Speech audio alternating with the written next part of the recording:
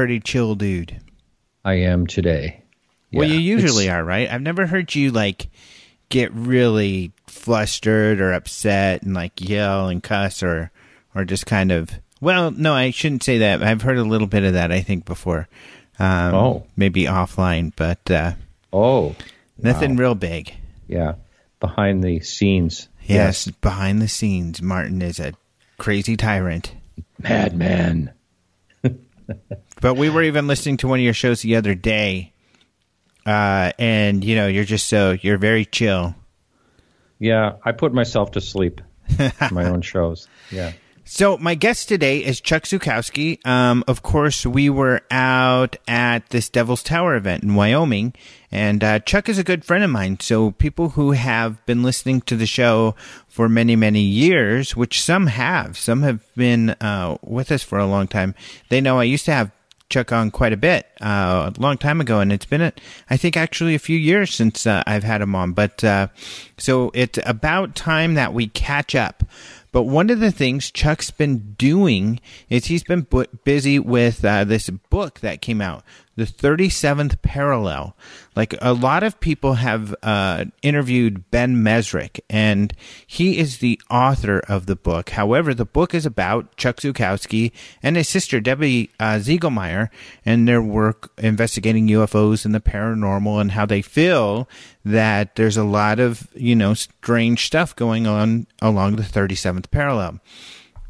Now, Ben Mesrick, I could see why people would want to interview him because he's well known. He's a, you know, New York Times best-selling author, and he's written books that have been made into movies, including this one.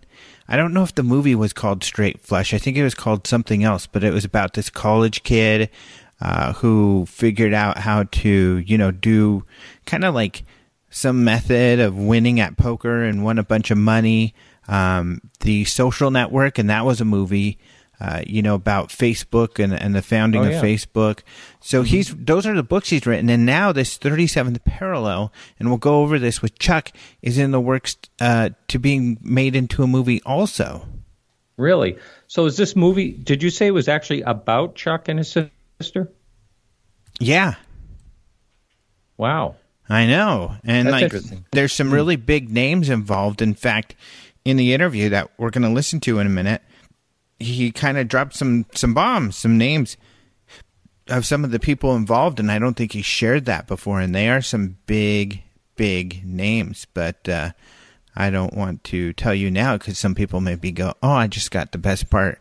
They just like read the last page of the book to me, so I'm just gonna quit listening because I've heard the best. Mm-hmm. So anyway, I haven't had Ben Mesrick on because I was one of the first people to have Chuck on talking about the 37th parallel. When he came up with the idea, it was partially off of some Open Minds trending that I had done, and because we worked together on different stuff. And so it was like, well, why do I want to interview this guy who's written the book when I can go to the source? So I haven't had Ben Mesrick on. But I think Chuck's kind of convinced me maybe I should look to do that. And they had asked me if I wanted to have him on. I wouldn't doubt if you got a note from them too. Have you? That you can think of? No, I don't remember. It's possible, though. Yeah, you probably did in your email somewhere. So, yes, that's who's on the show. Have you had Chuck Zukowski on? I have not. Oh, he's a neat guy. Have you met him? I have not, no. Oh, okay. So one day maybe we'll be together and I'll be able to introduce you to him. And what about Debbie Ziegelmeyer? She's on the board of MUFON, and she's the state director in Missouri. No, but I'll have to get her on. Yeah, she did a great job. She did a talk out there in Wyoming. They're always together in a pair, and a lot of times they'll present together. But this was nice because they presented separately, and Debbie did a great job. Some really interesting cases from Missouri that she talked about. So it was a very fun time, cool event, and I've got some pictures and stuff up on my Facebook, so people can go look at that. But I guess let's go ahead and get into the news. Okay, just before that, I just want to tell you that I did find an email that I sent to someone about that book, The 37th Parallel, but I did not get a reply. Wah, wah. Wah. I was trying Okay. to do actually the Price is Right, wah, wah, but that's kind of a harder one to do. That's kind of a wah. I don't know. I can't do it. All right, so the news. And so this was written by a one Alejandro Rojas. Hey, that's me. That's you on September 20th. So this has to do with the disappearance of the UK's most spectacular UFO photo. So hanging on the wall near the British government's UFO desk was one of the men who occupied that desk called the most spectacular UFO photo ever sent to the Ministry of Defense, the MOD. The photo disappeared, however, since then. And, well, it was Nick Pope, of course, and he ran the MOD's UFO project from 1991 to 1994. And when he was first assigned to the position, he wasn't excited about it, and he felt the issue was ridiculous, and he was not looking forward to have to deal with a bunch of UFO nuts and all that stuff. Well, over the years, Pope found some very credible cases of incredible things, and he began to see there was something really mysterious about the phenomenon. And one of the cases that led him to the conclusion that had to do with a photo that was made into a poster, or it was like a poster size, that he found hung near his desk when he began the work. And so anyway, the photo showed a picture of a large diamond-shaped craft with a jet in the background. And when he asked about the photo, he was told that they officially determined the image was real, and they estimated the craft to be about 25 meters, which is just over 80 feet in diameter. If asked, they were instructed to answer no definite conclusion that had been reached regarding the large diamond-shaped object. So anyway, this photograph just disappeared, and no one knew what happened to it. Is that right? I mean, I'm not going to read through this whole... Yeah, you're exactly right. That's what's fun about this story. Now, I've heard Nick tell this story over the years several times, and I've always been very intrigued by it. So it's about time I wrote something about it. But also, Channel 5 did a recreation of this poster, or of this image. And I don't know when they did it, but I've only seen it maybe in the last couple of years. And it's a really cool rendition. I mean, and Nick worked with them to try to get it accurate. And it's an amazing picture of, this metallic diamond-shaped thing. Of course, this is CGI, but it's as close to the original as possible. And Nick says it's pretty close to what was hanging in the office. So... the story's cool, but then coupled with now that we have this recreation, makes it even more exciting. So it's one of those stories where sometimes you think, you know what, this is a really good story. I kind of take it for granted because I've heard it so much, but I should write something about it so people have kind of a record of it. And so I did. Nick's got a more in-depth write-up of this whole event that you can go see, including some information about the UK MOD UFO files regarding the case that this took place. And as for that case, it was 90 when this couple in Calvin essentially saw this, took some photographs. They remained anonymous, but they sent them to the Scottish Daily newspaper. The Scottish Daily then asked the MOD about it, and the MOD said, let us take a look. Would you mind if we took the pictures and the negatives? And somehow the paper let them, so they kept the negatives. But yeah, this poster was on the wall when Nick showed up his first day. He found the case to be incredible. People said it was real. And then his boss took it down eventually. And this is interesting. So his boss essentially became convinced that it was some sort of high-tech thing that was probably American. And even though... Really? Yeah. Wow. And even though the Americans and the departments they contacted denied, saying, we don't know what it is, his boss just became convinced that this was kind of a American and British secret. And so he thought, if this is a secret, being patriots, we should take this poster down and help, keep the secret. and so he took it down, and Nick never saw it again. He thinks it was probably shredded. But that's speculation on Nick's part as far as, the motivations of his boss. But I guess his boss was convinced it was some sort of top secret aircraft. But what's incredible...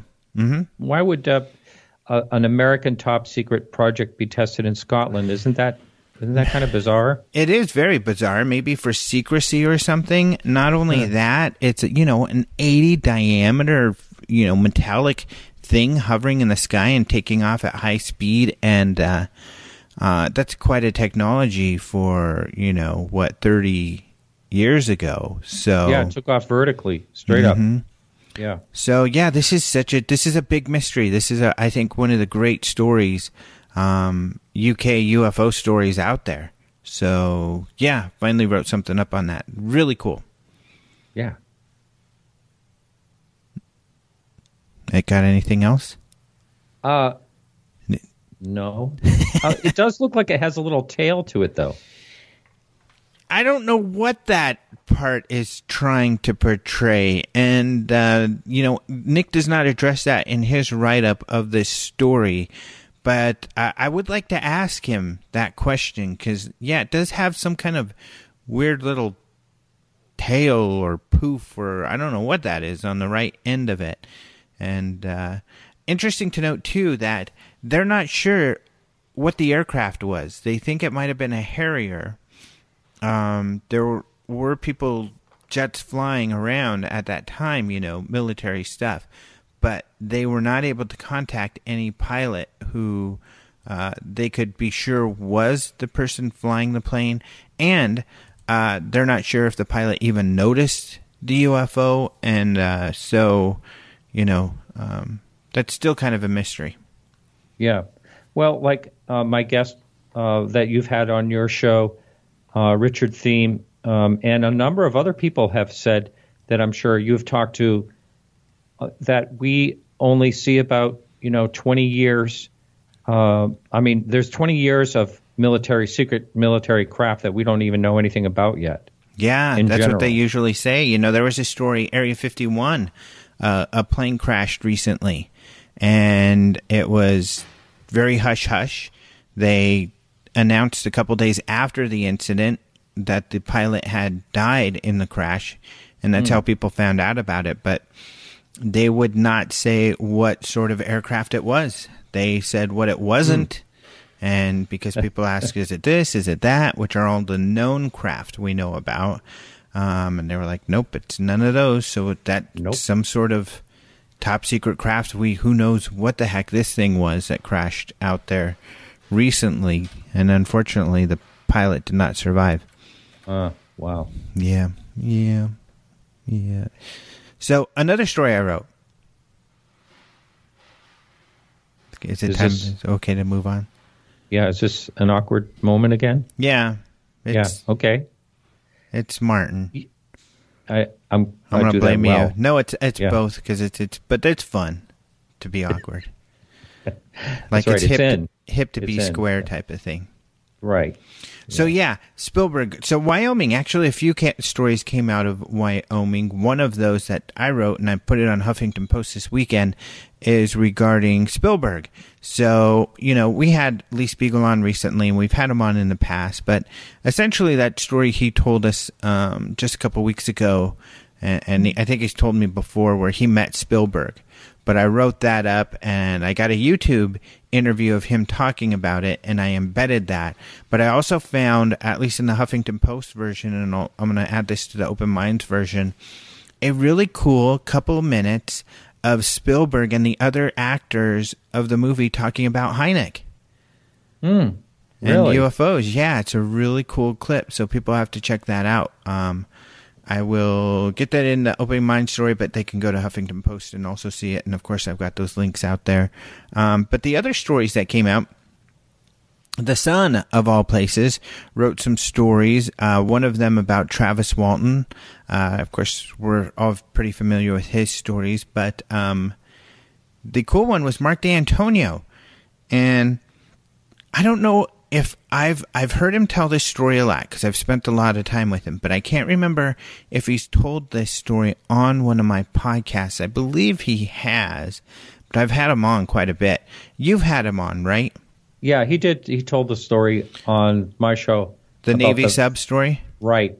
Yeah. The fast mover. Yeah, exactly. So he had never really told mainstream media about it, if you consider the Sun mainstream media, which I guess pretty much they are in the UK, even though they're a tabloid.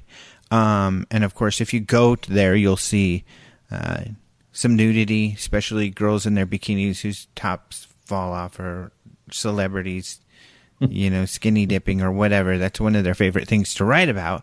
But they also like to write about UFOs, and so they wrote up a story on Mark's claims, and he was fine with it about, Mark saying he was on this sub and sitting next to the sonar guy when the sonar guy caught this fast-moving object under the water and told his boss about it, and then he called it a fast mover, and then Mark asked the CEO, I guess, of the ship, hey, I want to talk more about that fast mover, that thing that they caught. And I guess the guy told him, he said, are you having a good time, on the ship, on the sub? And he's like, yeah, great time.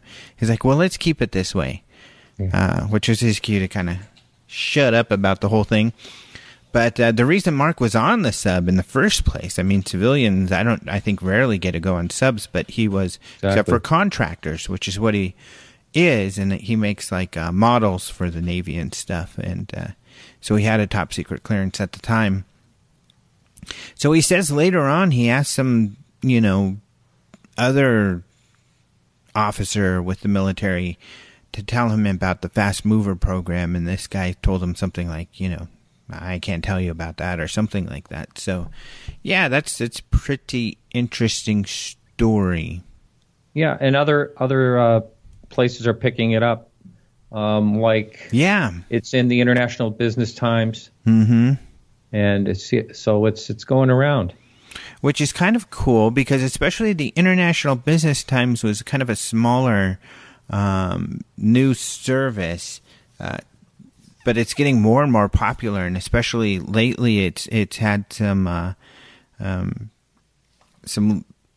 exclusive news regarding politics and stuff that's put it kind of more in the limelight and being taken more seriously. So it's a good time to have, if Mark wants exposure for this whole story, to get that in that paper. So yeah, it's kind of cool they wrote that up.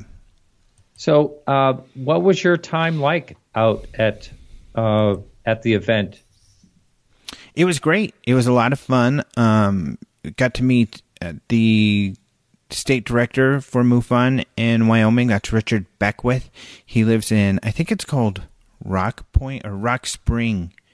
I think it's called the town he lives in Wyoming. And he's the city attorney out there. So he also recently got put on the MUFON's business board. So kind of that board that oversees the whole organization. So yeah, really nice guy. He was really interesting. And then there was Chuck and Debbie, Mark D'Antonio, Travis Walton. I think that was all of us that were speakers. We all did like 2 talks each. But it was fun. It was kind of a hard place to get to. You had to fly into this town called Gillette and then drive an hour or so to Hewlett near the tower. And the tower is amazing. It's I bet. Mm-hmm. It's much now, what about other rock structures around, or is this like in the middle by itself? I mean, there are outcrops kind of here and there, but it's really pretty out there. I mean, it's rolling hills. There are kind of gullies and stuff like that, where the waters kind of cut these really cool formations. So it is really pretty out there. And then, we were in the pines and stuff. And we're not far from the Black Hills there. So really, really pretty. But yeah, this thing just kind of juts out of the ground and there's nothing like it. I mean, totally different. And when I posted my pictures on Facebook, I did put a link to how it was formed so people can go see that. And it's kind of like, I think they call it a volcano cap or something like that. I forgot the terminology, but you can go see the geology on how it was made. And having petrified wood is not a part of that at all, which some people speculate. And it's kind of a running joke out there because there's this new thing that it's a petrified gigantic tree. But yeah. Yeah. Someone sawed it perfectly. And, yeah. I can see how it kind of looks like that, but it does. Yeah. But it is solid rock, and it's really cool. I mean, it is odd and different. It's really unique. So it's kind of fun. We got to, Karen and I do a walk around it with Travis Walton, and he was in his suit and loafers. I was in my flip-flops, and there's lots of tourists and stuff. But it wasn't that big of a walk, long of a walk, and it was pretty cool. Was the event well attended? It was for what they wanted. So, for instance, the room we were in that we talked in could only hold 40 people. And, oh, my goodness. And it was packed. So in that sense, it was good.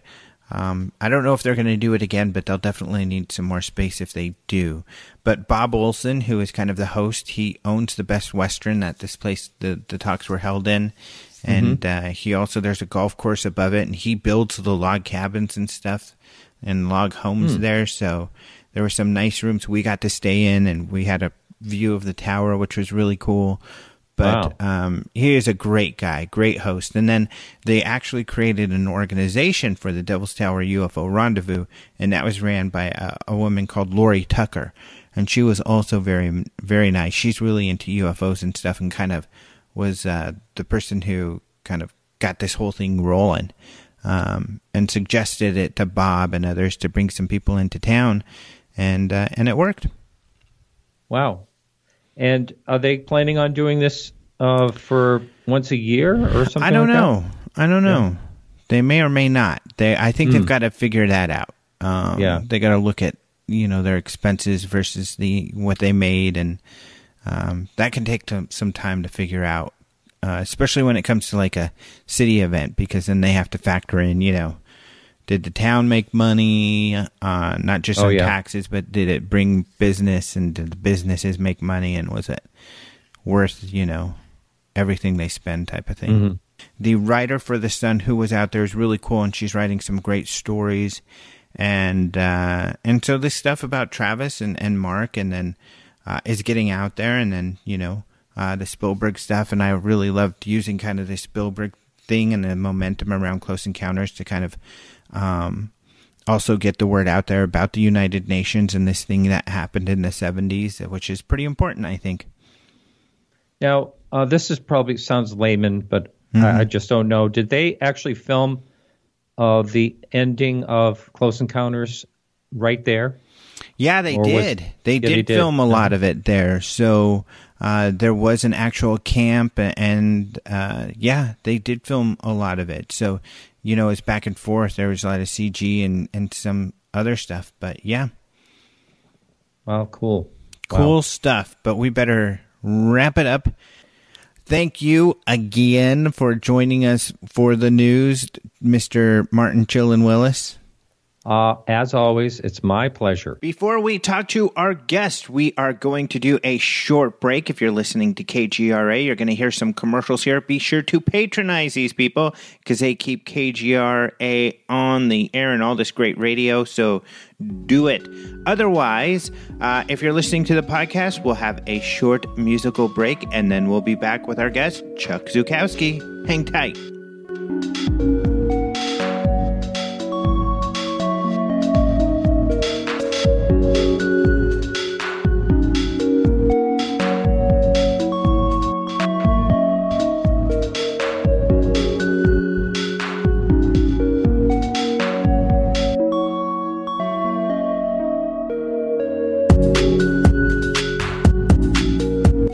We are back, and I want to remind you, you're listening to Open Mind UFO Radio. I am happy to welcome back to the show the UFO nut, not just a UFO nut, Chuck Zukowski. Yay! Yay! Yeah. We'll have to explain the UFO nut stuff because there are a lot of UFO nuts out there. But well, thank you very much. I can't wait for our little conversation. It's always exciting to talk with you, Alejandro. I mean, I really can't remember the last time I actually got a chance to talk to you. It was way back about last Saturday, wasn't it? Yeah, it was. And just like the old days, for hours. So, and for long-time listeners, you were on the show years ago. You were one of my first guests, and on probably 2 or 3 times a while ago. And you were on, in fact, and you can tell me if this is true or not, I was one of the first, if not the first podcasters to have you and your sister to come on to talk about the 37th parallel, for which now there's a book and a movie in the works and all this cool stuff. Yeah, I think you were. I mean, it's pretty cool. You know, you're always right there at the cutting edge of technology. So I can't wait for, the next couple of years, what you're going to, spring on people, some type of a holographic reality type of a podcast. So I can't wait. Holographic reality cast. Yeah. It's coming. You bet. Let's start working on it. Yep. Before you know it, I'm going to be tapping on your shoulder and saying, "Hey, Chuck," and you'll turn around and you'll be like, "What?" And I'll be like, "Hey, it's not really me. This is a hologram." Whoa. And then we'll be make sure I have my pajamas on or something. Okay? Yeah. I mean, it would be really embarrassing. That'll be pretty cool. So, so I think people will have to go way back if they want to hear a lot about the UFO Nut and 37th Parallel, but we'll touch on a lot of that stuff. But we were both recently at Devil's Tower together, and but I guess let's get into this 37th Parallel, because that's kind of some exciting stuff going on right now. So you, they wrote a book about you. Let us know about how you were approached, how they pitched the book, and who wrote it. Yeah, that's it's really interesting. What happened was I did the first season, just a small 15-minute segment on Cattle Mutilations for the Science Channel's Unexplained Files Season 1. And towards the end of my segment, I sprung on this 37th degree latitude theory, where you have these events that happen across the U.S., animal mutilations and UFO sightings, and actually, Open Minds, played a part in that too. Something that you did, with the most popular states the states had the most sightings. That's what it was.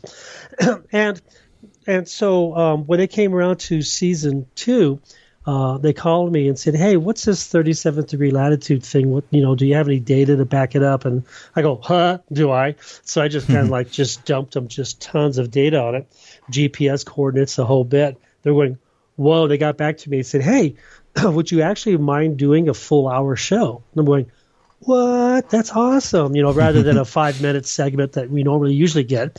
So we sat down with them and talked about the places we wanted to go, or what I wanted to go, and what they could do. And about a week and a half of shooting, we had this 1 hour show.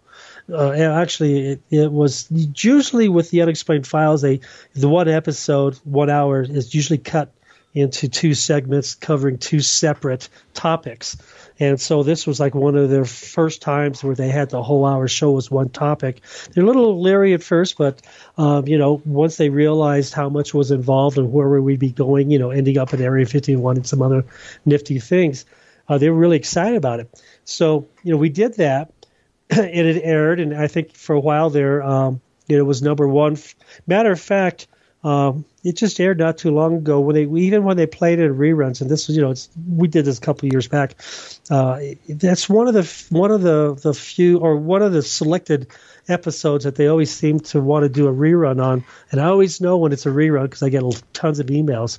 Well, I guess this movie executive, Bo Flint from Flint Pictures Productions, caught it on TV, and he's always wanted to do, and it's kind of funny I'd say this, a Close Encounters of the Third Kind type of movie as a kid. And then once he got involved in movie productions, he thought, hey, this might be reachable. Obviously not to the grandeur of what the Steven Spielberg one was, but so he caught the episode. He went to the website and he goes, hey, there's something here. So then, they contacted me, and I was contracting at Qualcomm over in San Diego because I still work, right? And I said, well, what? And he said, yeah, we're kicking around the idea of maybe doing a movie or something on this, on your theory, the 37th degree parallel, because it was 37th degree latitude was actually what I did a press release a few years ago on. But when Science Channel did it, it was called the 37th parallel Paranormal Highway of America. And they really liked that.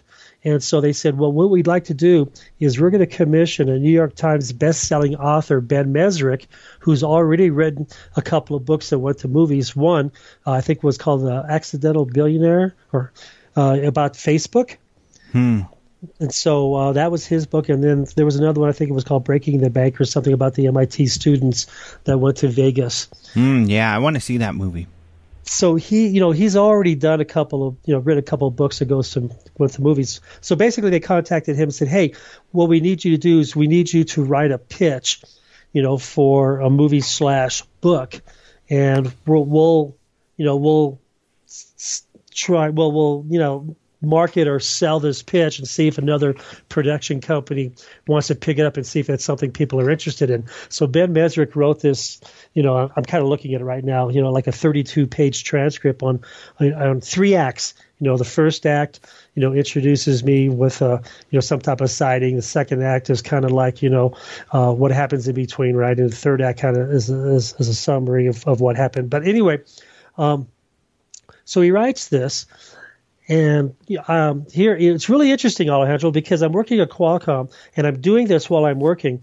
And my office, it's a shared office, so I have to wait and call Ben Mesrick. I'm in California. Actually, I live in Colorado, but at the time I was in California contracting. Ben Mesrick's in Boston. So at lunchtime, I would go out to my truck in the parking lot. There was a parking structure, and I parked on top of the parking structure. And I was talking to him, and we're right near Miramar, so the jets are going over and the helicopters and stuff. So it was kind of interesting. And for the time I was there, I was working with Ben Mesrick, giving him information at my laptop on my lap, literally in my pickup truck, and we were going back and forth. And this went back and forth for about maybe a month or so, and he had enough information to pitch this little story idea. Well, so Bo Flynn got it.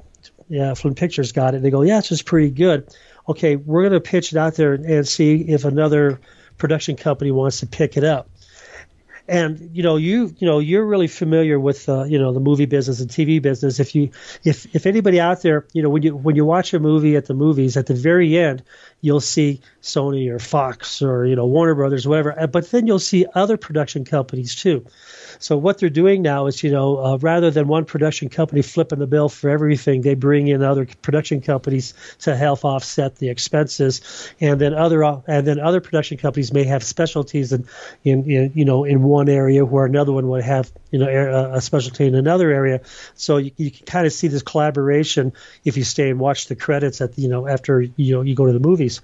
So basically, so they went to go pitch this, and even before they had a chance to pitch it out there to the industry, New Line Cinema, Warner Brothers, which is their parent company, says, you're not pitching it, we want this. And they called me back and said, hey, Warner Brothers wants this. New Line Cinema, Warner Brothers wants this. I'm going, what? And and so they go, okay, now the next step is Ben Mesrick has got to write a book. So we could write a script from the book. And I'm going, well, isn't that the cart before the horse? I thought you always did a movie after a book was out, just based on, well, this is an idea that Bo Flynn wanted. It's something he wanted to pursue. And so he found what he was looking for. So he needed a writer, a very high-level writer, to write a book. So then they can write the script from the book. And basically, what it is Ben does all the work of putting everything together in the book, and all the reference material, everything's there, and then it's easier for a screenwriter to take that and go from there. So I'm going, okay, so still in San Diego. And for the next few months, back in my truck at lunchtime and, talking to Ben. And we put all this information together for a book. And the book came out. It's called The 37th Parallel. It came out last September 6th in hardback form. I don't make any money from the book, just to let you know. Lame. Nothing. I'd make nothing from the book because I signed a life rights contract with New Line Cinema. Actually, both Flint Pictures, and then I had to sign another one with New Line Cinema, Warner Brothers. So I don't make anything from the book, but I looked at it this way, that there's a little bit of a legacy there in the book because it's about me, my family, and even my mom and dad are mentioned in it. So all our real names. So it's a little bit of a legacy there. And I thought, you know what, that's kind of cool. This guy Ben Mesrick, his net worth is around $35 million. So he's not he's not just one of those, fly by night type of writers, writing and then printing off. Well, they should have shared some of that with you, though. I mean, but I guess your thing is you'll make money with the movie. I hope.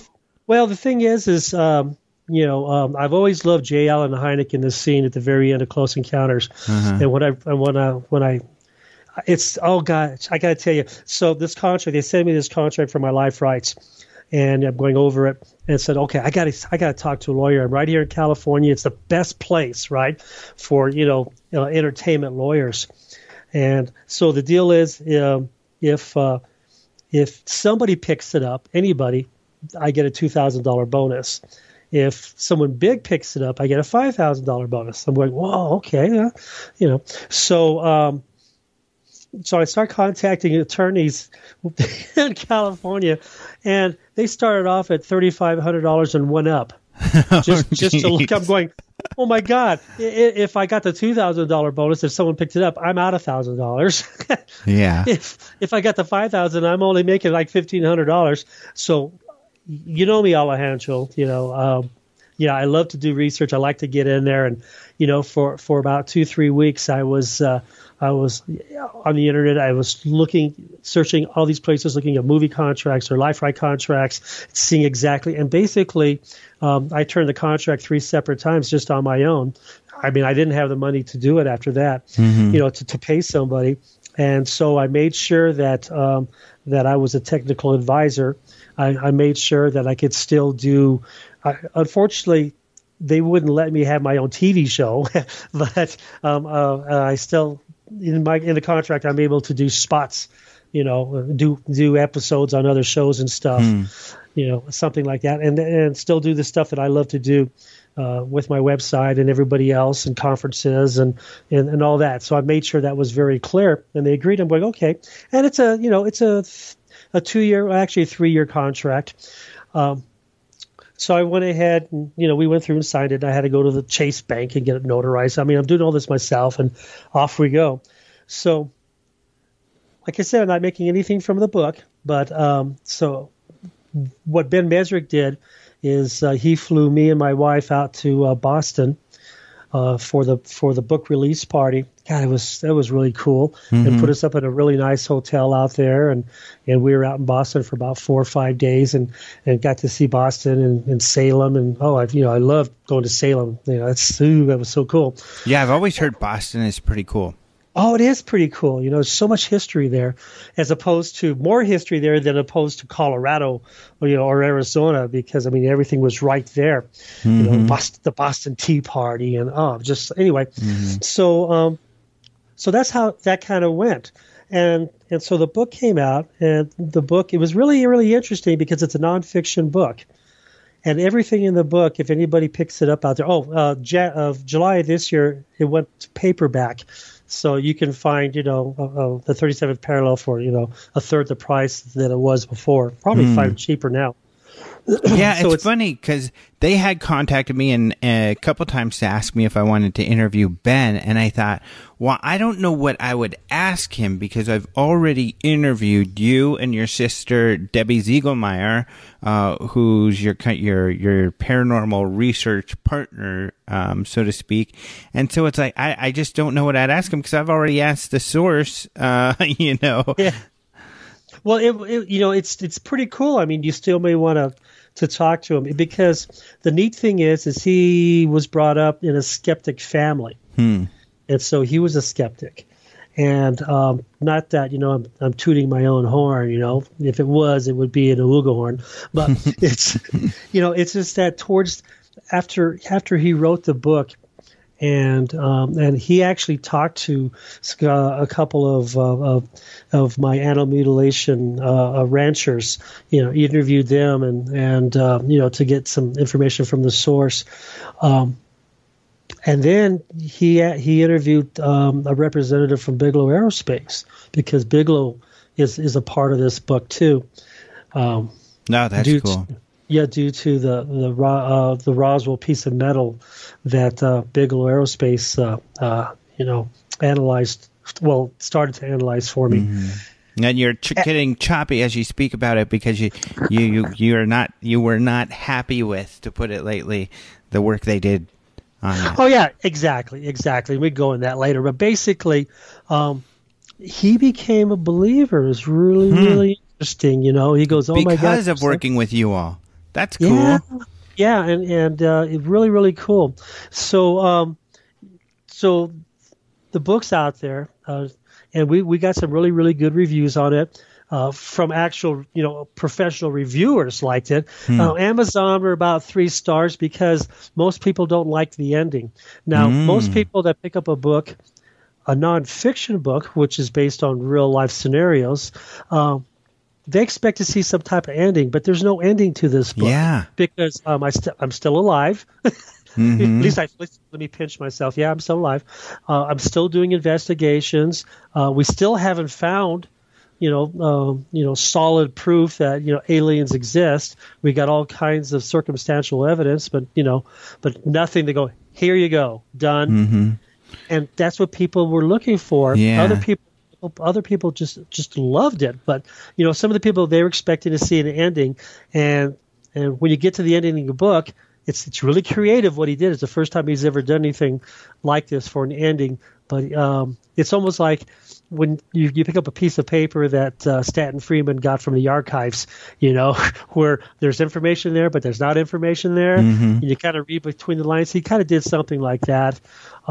And the professional reviewers just loved it because it was something that they weren't expecting. But normal people that read it, the ones that are into ufology, they get it. The ones that picked it up because they were a Ben Mesrick fan were kind of iffy. So that's why we kind of got like the 3 stars or so on Amazon. But so now the book's out there. The New York Times picks it up, and they don't know what to do with it. There was a review done by one of the science editors because they don't know. Yeah. And it's really sad. And this is why I really like, what you're doing, Alejandro, with the podcast and the UFO Congress and getting the information out there to the public and because we need more people aware. So now you have the New York Times going, well, what do I do with this? This is a very, very well-known writer. His publisher is Simon & Schuster, So what do we do with this? So they go, well, it's nonfiction. Let's give it. They don't have a UFO paranormal department, so they give it to the science editor. And the science guy reads it. He goes, well, well, great. We know where it's going to go with that. Yeah. Philip Klass just picked it up and he's reading it, and so it bounced in the science section of the New York Times best-selling for like 2 months. So we got, wow. So it's in essence, I'll say it. It's a New York Times best-selling book. Only for 2 months, but hey, that's something's better than nothing. Something's better than nothing. They didn't know where to put it. Mm-hmm. So while that's going on, now we have New Line Cinema, Warner Brothers, and Flynn Pictures Productions. We have 3 production companies that are looking for a screenplay writer to write the movie. Now that there's a book, right? And And I interviewed, well, I didn't interview him, but I got to talk with 2 of the 3. I didn't get to talk to the third, or the second one. Actually, there's the first one. The second one I didn't get a chance to talk to, and the third one I did. And it took them, they were so particular about this, it took them 6 months to get the writer that they wanted to write the screenplay. And I can't tell you his name, and I don't know why. Maybe they're waiting for the first draft, should be done within a couple weeks, actually, from what I told, the beginning of October sometime is the first draft, and then he's contracted for a second draft because everybody makes changes. And now you've got 3 movie studios that are going to make changes, right? So, but I can tell you this. Okay. Ooh. Oh, no, go ahead. No, sorry. You're just going to give us something juicy. So I can tell you this. The person who's writing the screenplay has written for Robert De Niro, Matt Damon, and Robert Downey Jr. Whoa. Okay, so, it's not like he wrote for Carrot Top or anything like that. I mean, he's wrote for some big-name people. So, he's not a slouch out there. And he was a really cool guy. He started writing just after Memorial Day. Matter of fact, he wanted to meet me and see my house and meet my wife, Tammy. Cool. So he lives obviously in California, over in his, in the northern side. Knowing you're kind of a jokester, so maybe Carrot Top would have been best. Yeah, I like Carrot Top. Well, I don't know. He's had a lot of plastic surgery lately, so he's a weird-looking fella. Now he is. He looks like Shatner now. Really? Wow. Well, every time you get those tucks, you all look like Shatner. Well, that's really cool. That's really interesting. And so they'll probably add some drama. Like, they're going to have to figure out how to add some drama. Of course, in this arena, when you're looking into the paranormal, they always add some fear. So are you afraid of all of what they'll come up with? I mean, we just spent time with Travis Walton, and of course, we know what they did with his movie. Well, the nice thing about the person that's writing it now, we talked back and forth. He kind of gave me his idea of what he wants to do, but it's still kind of hush hush, and and really they don't tell us. But the main thing is now obviously it's not going to be like the book. They're going to, but the neat thing is all our names are going to be used. So my name, my wife's name. So they're not going to be any pseudo names. Hopefully that's good. Yeah, I mean that could be okay, and there's and some of the events in my life will be featured in the movie, but obviously will be amplified times 100, right? Because this is a movie, so I'm guessing. I was joking with him. I said, just do me a favor, somehow or another, get my character to like chase down aliens, and we get in a big fight, and You've got an alien in the headlock. Yeah, really. And I'm giving him a noogie on the top of his head or something. Yeah, that'd be great. Or something like that. But no, they're really serious about this, and so he's pretty happy. I talk to him every now and then. I'll email him every couple of weeks. I go, "How's it going? Is everything okay? Do you have any questions?" Well, let's pause for a second. I'm going to have to go to a break. Remind people you're listening to KGRA. If you're not listening to the podcast, for podcasters, you're going to hear a little bit of music. And for KGRA, we're going to go to commercial break. We'll be right back with Chuck Zukowski.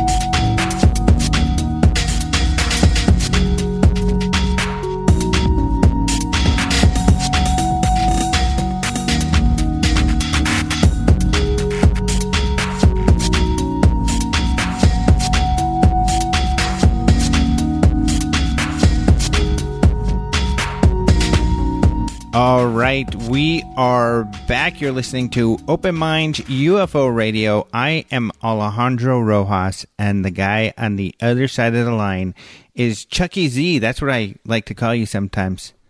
You know, that's what my sisters call me. Well, and I want to touch on this because, you know, you talk about how the movie is a lot about your family and they use the real names and everything. And your family is so into, I wanted you to talk about a little bit about you and Debbie in a second. I'll tell you what in particular, but how your family's really into this because, you know, I haven't had you on for, I don't know, it's probably been years since we've done a podcast together. But since then, you and your sister used to work together, but now two of your other sisters are working in this field. One of them is working, I think, on staff for MUFON, Linda, and then another one, is it Diane? Diane helps out. They were both at the symposium, you know, right next to our table, the MUFON symposium, helping out. So, yeah, you've got this whole family affair thing going on. Oh, you know, it's even deeper than that. If anybody reads the book, and we talked about this with the family, my mom, when she was a little girl, had a sighting. She lived in a little town of Morenci in Arizona, and you know, they didn't have a lot of rooms in the house, you know, bedrooms, because they, you know, my mom's family had 3 boys and 3 girls, and my mom ended up having 3 boys and 3 girls. So it's kind of interesting how that planned out. But so my mom's like sleeping on a cot in the hallway near my, you know, her mom and dad's bedroom, and a couple times at night, you know, and this is exactly what she says, you know, that you know, she saw these little people coming in.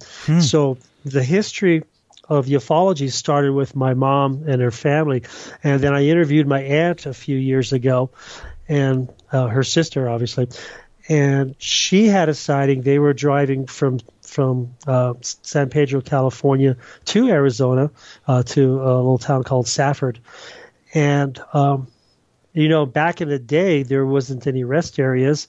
There wasn't Interstate 10, so I think they had to take 40. And what they used to do, and I remember doing it as a kid too, because, you know, my dad would drive. You get tired, you pull off the side of the road, but you'd pull off the road into the desert. You drive into the desert a little bit and black out, you know, turn all your lights off and stuff. So, you know, you don't have to worry about any, you know, any cars hitting you. No, bad guys or anything like that. So you kind of sneak off to the side that way. And the families used to sleep like that. I remember doing it myself. So they're out the desert. They're in the California desert close to the Arizona border. And my aunt, you know, she's in the passenger seat. Her husband's, my Uncle Roy's, and the driver. And then the 3 kids are in the back, my 3 cousins. And she looks up. Everybody's asleep in the car. And she looks up, and there's an alien staring in the window right at her. What? And when did you learn this story? Recently? We actually started, we learned something about it when the whole family got together back in 2002 when my dad passed away. Wow. And we had everybody there, and because everybody knew at that point that Debbie and I were doing investigations. And so my Aunt Flora comes up to me and says, hey, Chuck, you got to, or my cousin Flora, excuse me. You have to go talk to, you know, Auntie Petra. She's got something to tell you. And, oh, my God, are you kidding me? So now I have 2 women, you know, that had events, my mom and then her sister. So this started with them. And what happened when she saw the alien? Sorry, she cut you off. It's so cute when she was telling me this, because she said she put her hands over her face and she's like, I covered my face. And I covered my face, and then I looked again and they were still there, and I covered my face, and she looked up and they were walking away. Now, I can't tell you, I mean, I talked to her about, you know, missing time or anything like that. But at that point, she wouldn't have known if there was missing time, because she just remembers. She did say that right afterwards she fell asleep, which I thought was really interesting. She didn't stay up. I mean, I would have stayed up the whole night. No I would have been able to go to freaked out. But I would have had to have changed my sleeping attire. Yeah, so she does remember waking up in the car with everybody else. So at one point she did go to sleep. I can't tell you if there was any missing time, and she can't tell me that either. But, you know, that was an experience. So that out of 6 kids in my family, Debbie and I, you know, I started doing this first. And then Debbie caught on a few years later and started. I've been doing I think she's been doing it about 20 years, and I've been doing it just over 30, 32 years now. And wasn't the case, if I remember correctly, you got a hold of Debbie and you didn't even know she was doing the investigations. And then all of a sudden she's part of MUFON. Exactly. I didn't know all that. She's living in Missouri. I just moved out of California. I was in Colorado, and I was working on Roswell stuff. That was my main focus in California. And so I think I contacted her, and I was asking her about, I have Joplin spook lights or something goofy like that. And as it turns out, not only did she know about it, she knew a lot about it. I'm going, what? Again, it's funny.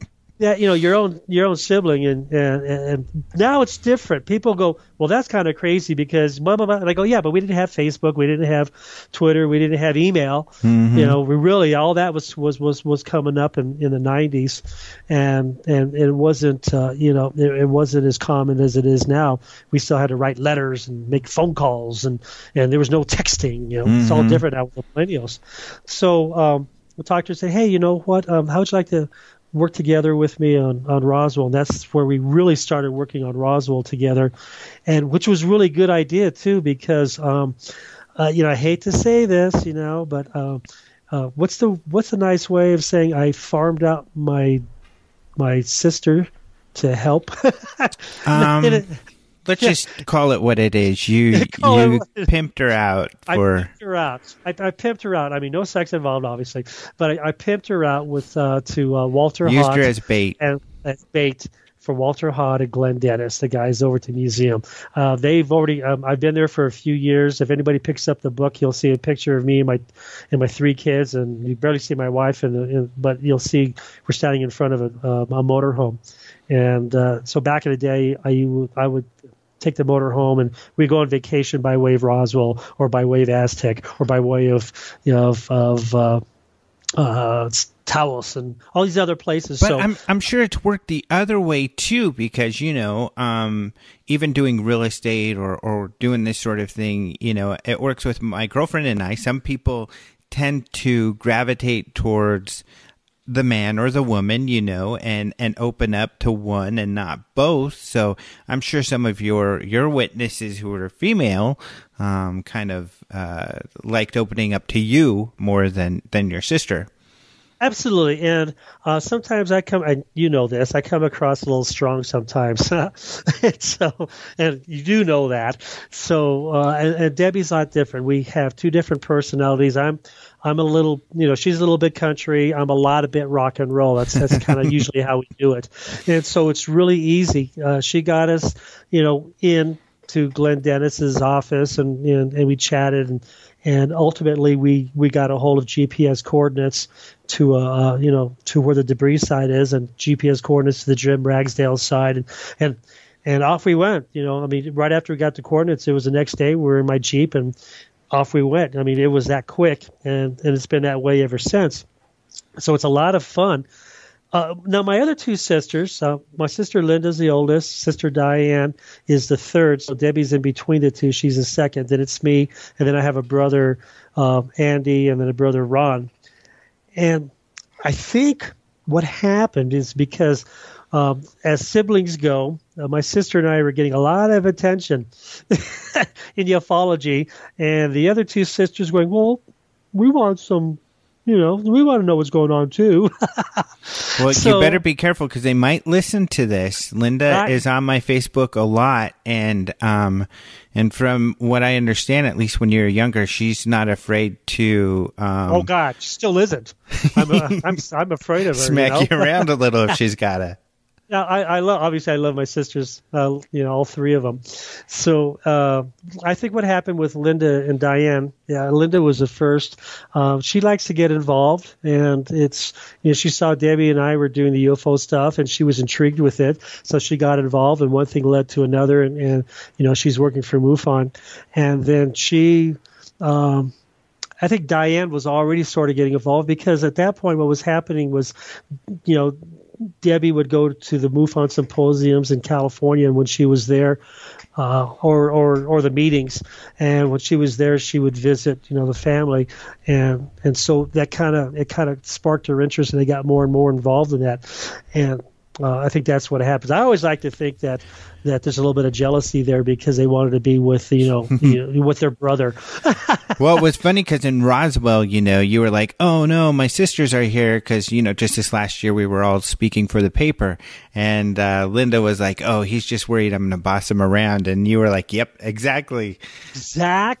But she's doing well. She's learning. I mean, just today there was this story, and unfortunately, one of our fellow researchers, I guess I'll just use his name, Michael Sala. Unfortunately, he's very loose in the way he researches, I feel, and he speculates a lot.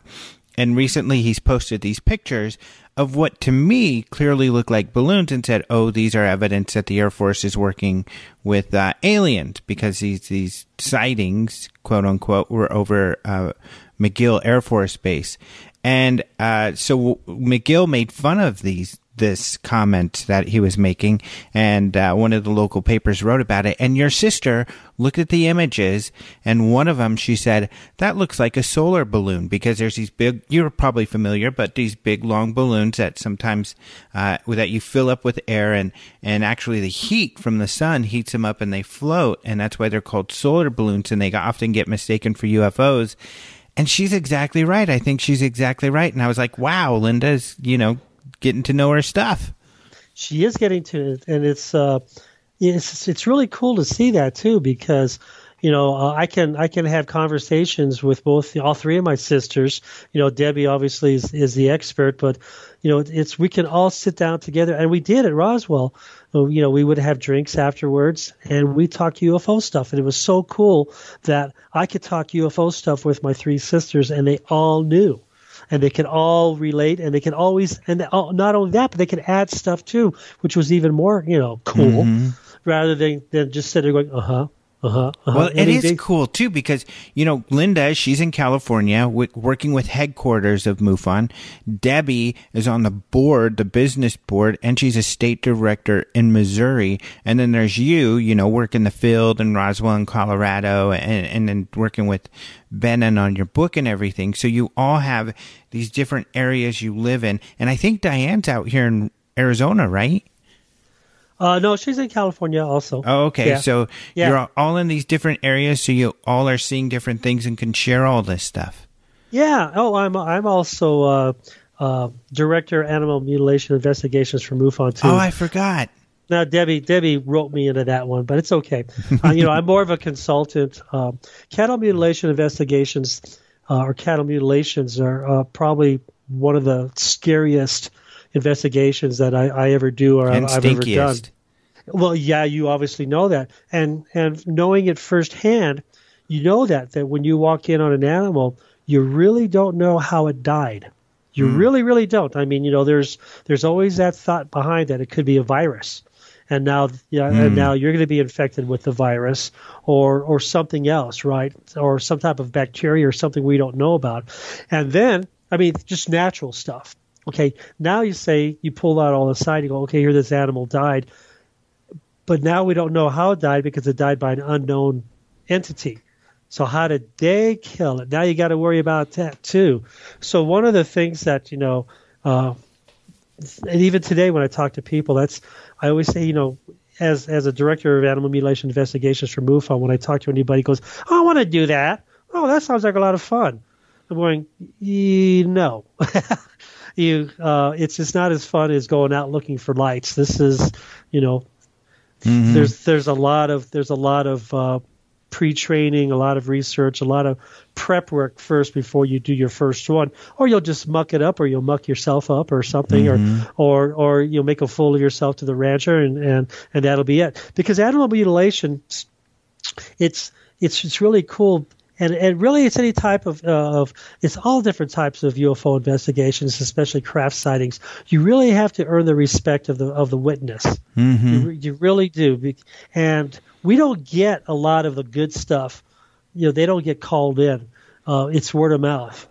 You hear this, you hear that, Right. and then if you have a contact somewhere, the contact's going to call you or contact you somehow, and it's and because you've already got that little bit of respect, and then just by the word of one, and this happened a couple times, just because one rancher said, "Hey, this guy's on the level, I gave you got my word." That's all it takes, because these are ranchers, these are cowboys.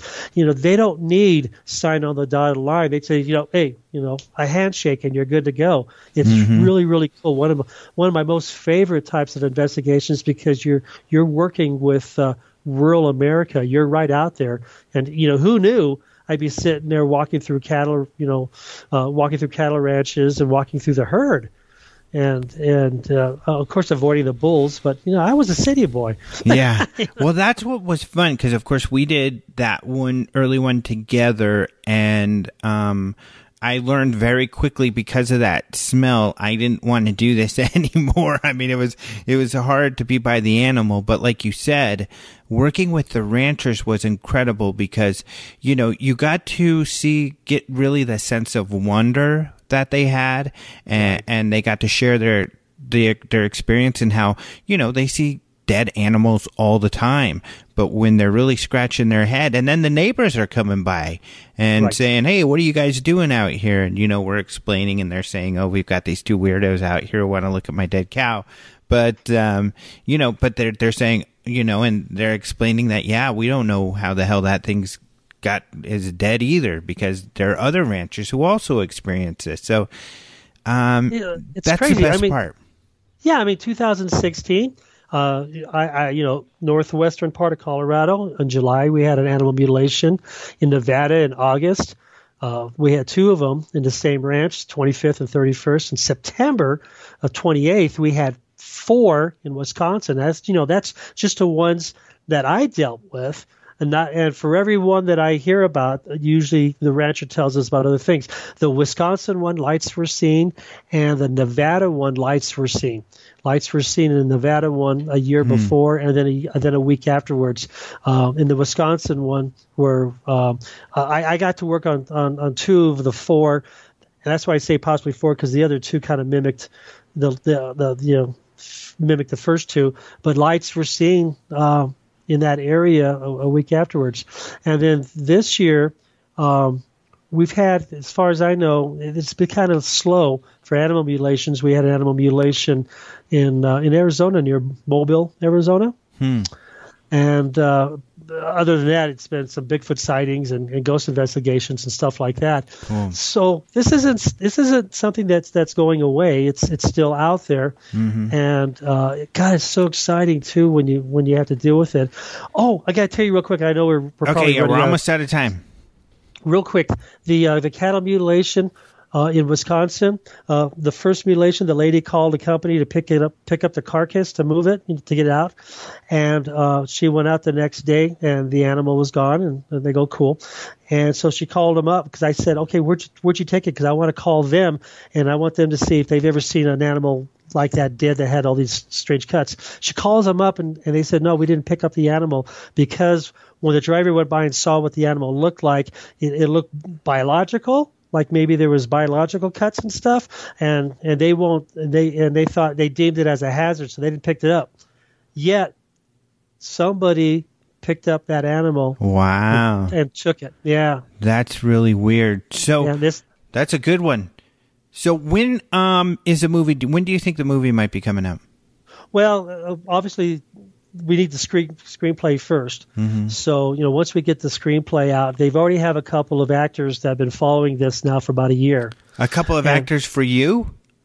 Yeah, well, for me, or for parts in the movie, and I'll just give you a hint. And the reason I can give you, no, it's actually no, he's gone. No, actually, it's the guy who plays Iron Man. Yeah. Robert Downey Jr. Yeah, he's interested in it, and the only reason why I can tell you that is because USA Today broke that news earlier this year. Really? So maybe Gwyneth Paltrow will play Debbie.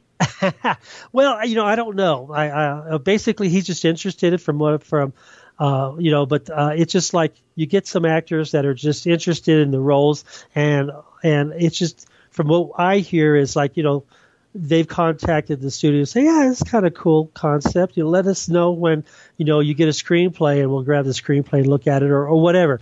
I mean, that's been a couple of months ago. And last I heard in May is that he was still interested in it. But, he could be interested in a couple different areas of the movie too.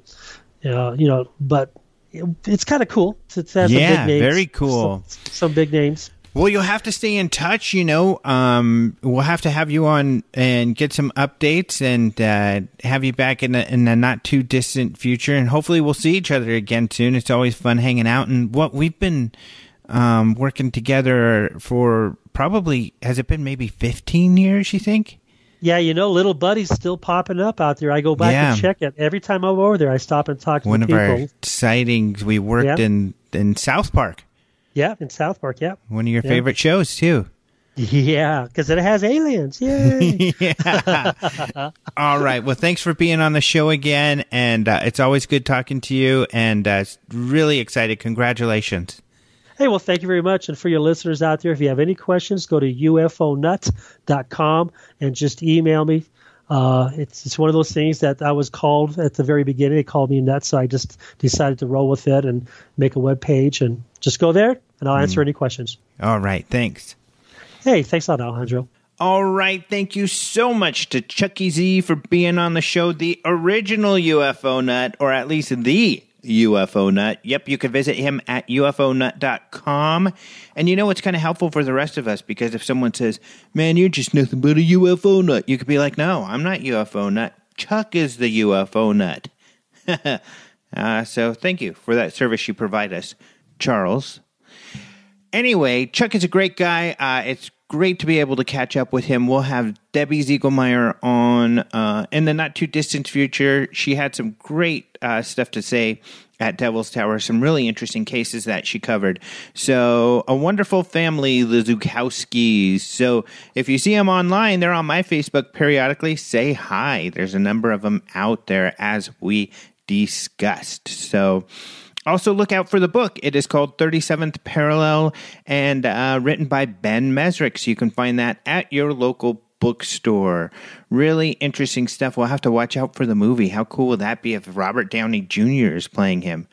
Wild, man. Really wacky, wild stuff.